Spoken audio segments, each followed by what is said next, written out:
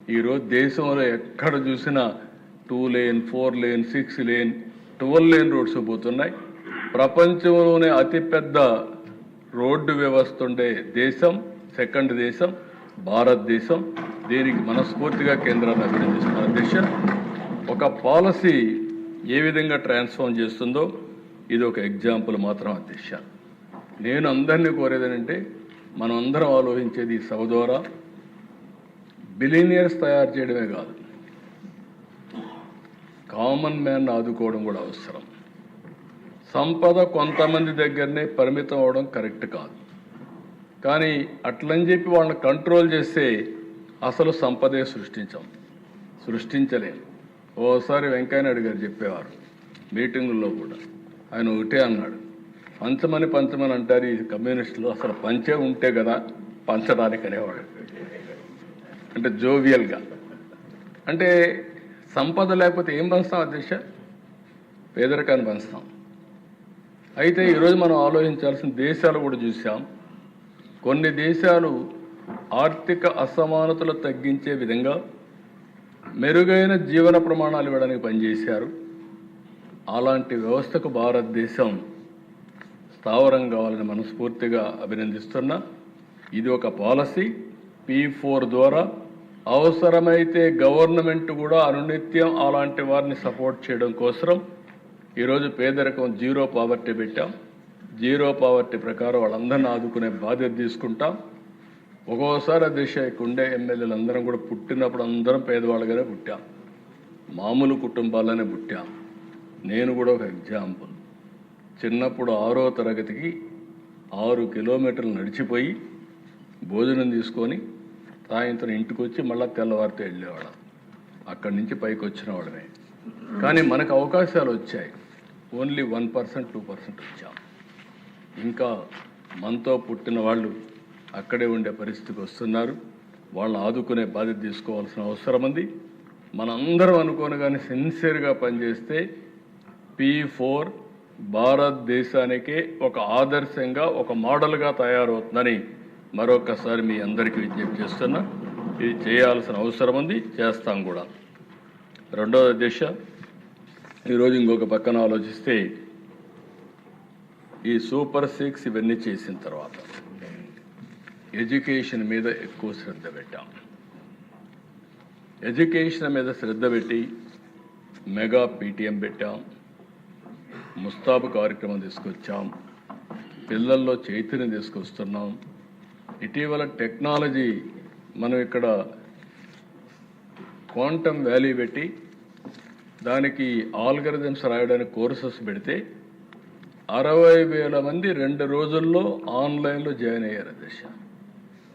మొన్న Madras university IIT Chennai ఈ algorithms AI కింద కోర్సెస్ పెడితే 2,08,000 మంది పిల్లలు రిజిస్టర్ చేసుకుంటే దాంట్లో 1,04,000 మంది ఆంధ్రప్రదేశ్ నుంచి రిజిస్ట్రేషన్ చేసుకున్నారు అధ్యక్ష. 50% ఆఫ్ స్టూడెంట్స్ మన దగ్గర నుంచి రిజిస్ట్రేషన్ చేసుకున్నారంటే అది మన పిల్లల్లో ఉండే పాజిటివ్నెస్, పట్టుదల. వాళ్ళని కానీ మోటివేట్ చేయగలిగితే ప్రపంచానికి నాలెడ్జ్ ఎకానమీలో సేవలు అందించే శక్తి మన పిల్లలకు వస్తుందని చెప్పి కూడా నేను మీకు తెలియజేస్తున్నా. అలాంటి ఎడ్యుకేషన్ కోసం ముందుకు పోతున్నాం. తొందరలోనే ఇక్కడ ఒక పక్కన ఎడ్యుకేషన్ మీద ఇది పెడుతున్నాయి, ఇంకొక పక్కన హెల్త్ కూడా. మీరందరూ గుర్తుపెట్టుకోవాల్సిన అవసరం ఉంది. నేను ఎన్నోసార్లు చెప్పాను, we're all in inspiring time. మనం కష్టపడడం కాదు, మనందరం కానీ సమర్థవంతంగా పనిచేయగలిగి టెక్నాలజీ కరెక్ట్గా ఉపయోగించుకోగలిగితే వండర్ చేసే అవకాశం వస్తుంది. ఈ విషయం మీరు గుర్తుపెట్టుకోవాల్సిన అవసరం ఉంది. ఇటీవల నేను దావోస్కి వెళ్ళాను అధ్యక్ష. దావోస్కి ఎందుకంటే అధ్యక్ష నేను 96 నుంచి వెళ్తున్నాను, నాట్ రీసెంట్గా. 96 నుంచి ఎందుకు పోతున్నానంటే ఒక ప్లేస్లో ప్రపంచంలో ఏం జరుగుతుందో అధ్యయనం చేసే అవకాశం వస్తుంది, నేర్చుకునే అవకాశం వస్తుంది. రెండోది అందరితో కలిసే అవకాశం వస్తుంది. కంట్రీ హెడ్స్ కానీ, డిఫరెంట్ కంట్రీస్ కానీ, లేకపోతే ఇండస్ట్రీలు కానీ ఇవన్నీ కూడా వస్తాయని పోతే ఈసారి డిస్కషన్లో మెయిన్గా ఒకటి through AI $1 trillion economy. Disruptive development, ఏదైతే టెక్నాలజీతో పెనుమార్పులు వస్తాయనేది ఇది ఒక ఉదాహరణ. రెండోది అధ్యక్ష, అక్కడ జరిగిన డిస్కషన్ అంతా ఎనర్జీ ట్రాన్సిషన్. ఆ ఎనర్జీ ట్రాన్సిషన్లో భారతదేశానికి మెరుగైన అవకాశాలు ఉన్నాయనేది నాకు అర్థమైంది. ఎందుకంటే భారతదేశంలో ఏది అమెరికాలో కూడా ఎక్కడికక్కడ గ్రిడ్స్ అన్నీ కొన్ని ప్రాంతాలకే పరిమితమైనాయి. కానీ భారతదేశంలో ఇక్కడ ఉత్పత్తి చేసే కరెంటు జమ్మూ అండ్ కాశ్మీర్కి పంపించి వాళ్ళు వాడుకునే అవకాశం ఉంది. అంటే సింగిల్ పవర్ గ్రిడ్ ఉండే ఏకైక దేశం భారతదేశం అని చెప్పి కూడా నేను మీకు తెలియజేస్తున్నా. దీనికి కారణం మన ప్రధానమంత్రి గారి విజన్, కేంద్ర ప్రభుత్వం యొక్క అచీవ్మెంట్. దేశ నిన్నే నేను అమిత్ షా గారితో మాట్లాడితే ఆయన ఒక మాట అన్నాడు, అవసరమైతే 3-4 లక్షల కోట్ల రూపాయలు ఖర్చు పెట్టి ట్రాన్స్మిషన్ డెవలప్ చేసి green energy, green hydrogen, green అమోనియాకు వేడిగా ట్రాన్స్మిషన్ లైన్స్ వేద్దాం, మిగిలిన రెగ్యులర్గా కావాల్సిన లైన్స్ అని సెపరేట్గా చేద్దాం, ఈ 2 సెపరేట్ చేస్తామనే విజన్ కూడా ఇచ్చారు. అది ఇస్తే దిశ మీరు గుర్తుపెట్టుకోవాల్సింది, మనం ఇప్పటికే వెరీ స్ట్రాంగ్గా ఉన్నాం. మన నీతి ఆయోగ్ నా దగ్గరికి వచ్చారు, ఒక రిపోర్ట్ తయారు చేసుకొచ్చారు. ఏదైతే ఎనర్జీ ట్రాన్సిషన్లో solar, wind, pumped storage, hybrid మోడల్లో మీరు నెంబర్ 1గా ఉన్నారు. ఎనర్జీ ద్వారా నెక్స్ట్ లెవెల్కి పోవచ్చు అనే ఉద్దేశంతో ఆయన దగ్గరికి వచ్చి ఒక ప్రాజెక్ట్ ఇచ్చి, మహారాష్ట్ర, ఆంధ్రప్రదేశ్ ఈ 2 మోడల్స్ అవుతాయి, మీరు చేయగలిగితే యాక్టివ్గా చేస్తున్నారు, దీన్ని లాజికల్గా తీసుకుపోగలిగితే ప్రపంచానికి ఒక మోడల్ అవుతుందని చెప్పే పరిస్థితికి వచ్చారు అధ్యక్ష. నేను మొన్న కూడా ఇక్కడ ఉండే ఎమ్మెల్యేలందరినీ కోరా,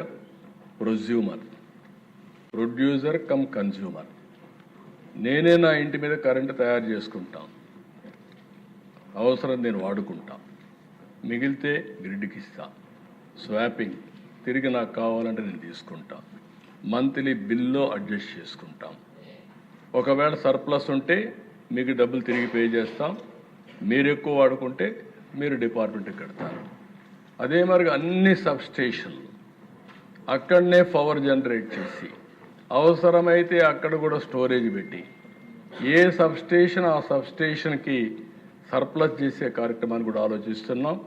గ్రిడ్లో కూడా పెట్టి మీరు దీని మీద శ్రద్ధ పెడితే ప్రతి ఒక్క ఇల్లు సోలార్ తయారు చేసే హౌస్గా తయారవుతుంది, ఇంకా కరెంటు కొనే పని ఉండదు. అదే సమయంలో ప్రతి ఒక్క పొలం దగ్గర కూడా పెట్టుకోగలిగితే రైతుకు కూడా ఇబ్బందులు ఉండే పరిస్థితి రావు. దీనికి కేంద్రం కూడా ఇస్తున్నట్టు నేను చాలాసార్లు చెప్పాను, కుసుమ్ గారు ఈ 2 చేయాల్సిన అవసరం ఉంది. అలాంటి మార్పులకు మనం పోతున్నాం అధ్యక్ష. సంజీవనిలో నేను ఒకటే మిమ్మల్ని కోరుతున్నా, ఇది ఒక గేమ్ చేంజర్గా తయారవుతుంది. ఈ నెల 16వ తారీఖున బిల్ గేట్స్ కూడా ఇక్కడికి వస్తున్నాడు. వాళ్ళ గేట్స్ ఫౌండేషన్ తరపున గ్లోబల్ నాలెడ్జ్ టెక్నాలజీ తీసుకొచ్చే బాధ్యత ఆయన తీసుకున్నాడు. మనం కూడా దాన్ని డిజిటల్ హెల్త్ రికార్డ్స్ అని ఎస్టాబ్లిష్ చేశాం. అవసరమైతే తొందరలోనే ప్రతి ఒక్కరికి ఒక ఏఐ డాక్టర్ని కూడా ఇస్తాం. మీకు అందరికీ దాన్ని చూసుకొని మీరు ఏం తినాలి, ఏం తినకూడదు, ఎంత మీ బాడీ ఎట్లుంది, ఇవన్నీ చెప్పే పరిస్థితి వస్తుంది. గ్లోబల్ నాలెడ్జ్ని కూడా తీసుకొచ్చి లాస్ట్ మైల్లో ఎవరైనా పేషెంట్లు ఉంటే ఇంటి దగ్గర అందించే బాధ్యత తీసుకుంటున్నాం అధ్యక్ష. This will be a great game changer. అర్థం చేసుకోమని కోరుతున్నాను. టెక్నాలజీని ఏ విధంగా ఉపయోగించుకోవచ్చునో ఇది ఒక ఎగ్జాంపుల్ అని చెప్పి కూడా నేను మీకు తెలియజేస్తున్నా. ఇంకొక పక్కన అధ్యక్ష, పాపులేషన్ మేనేజ్మెంట్ ఈ సెషన్లోనే ఒక పాలసీ తీసుకొస్తాం. నేను ఎప్పుడు కూడా ఈ రోజు గురించి ఆలోచించడం లేదు, ఒక 20-30 ఏళ్ల తర్వాత ఏమవుతుందో ఆలోచిస్తున్నా. ఈరోజు మీరు ఒక్కసారి చూస్తే మనం 1.5 ఫెర్టిలిటీ రేట్, 2.1 ఉంటే రీప్లేస్మెంట్ లెవెల్, దానికంటే ఎక్కువ ఉంటే జనాభా ఎక్కువగా వస్తుంది. ఇప్పుడు ప్రపంచం మొత్తం జనాభా పెరిగే పరిస్థితులు తక్కువ కనపడొస్తున్నాయి. China, Japan, South Korea, Europe అన్ని దేశాల్లో ఈ సమస్య వచ్చింది. ఇండియా యాజ్ ఆన్ టుడే 2 అంటే ఎగ్జాక్ట్గా తగ్గాం. ఈ అడ్వాంటేజ్ ఇంకా ఒక 20 ఏళ్ళు ఉంటుంది. తర్వాత ఇండియా కూడా ఏజింగ్ కంట్రీ అవుతుంది. దానికంటే ముందు సౌత్ ఇండియా మనం అందరం కూడా ఏజింగ్ ప్రాబ్లం వస్తూ ఉంది. ఆల్ ఇండియా లెవెల్లో 28%